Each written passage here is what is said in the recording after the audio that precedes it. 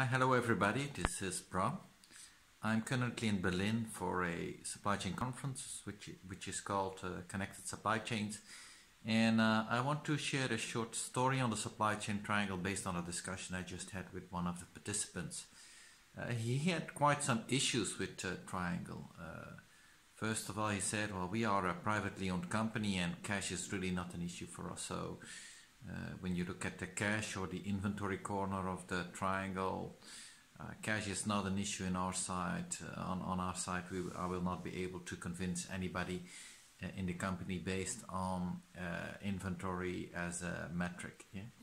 And okay, then we shifted on to the cost side of the triangle, and I said, okay, well, inventory in the end is always causing cost, so maybe cost can be a starting point. And they say, well, no. Despite the fact that we are focused on high volume and let's say relatively simple products, our margins are still very good. Yeah?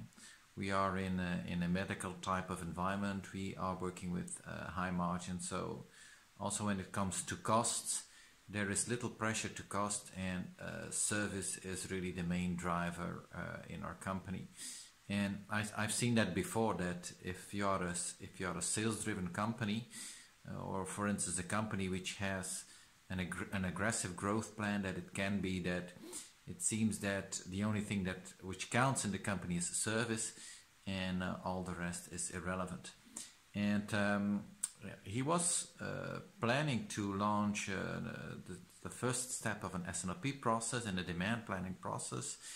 And I was and I am really concerned. I say, well, if you can't start a debate about the triangle in your company, there will clearly be no buy-in from the sales department or the product management department into the forecasting process.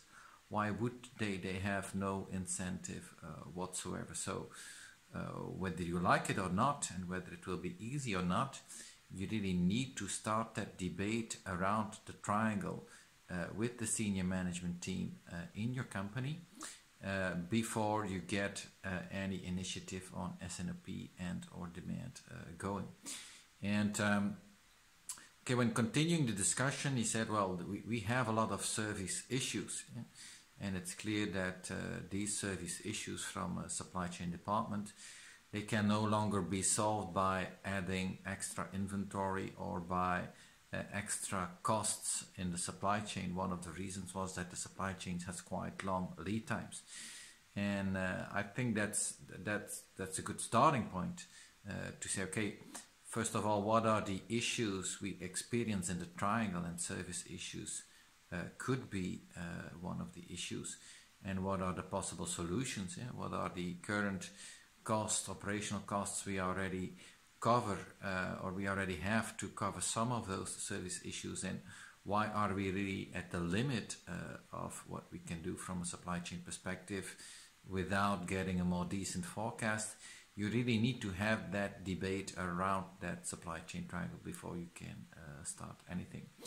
And it's good to get the debate started and to get the debate running. And I also encourage the person to say, okay, well, it would be good to try to benchmark your company to some of your competitors.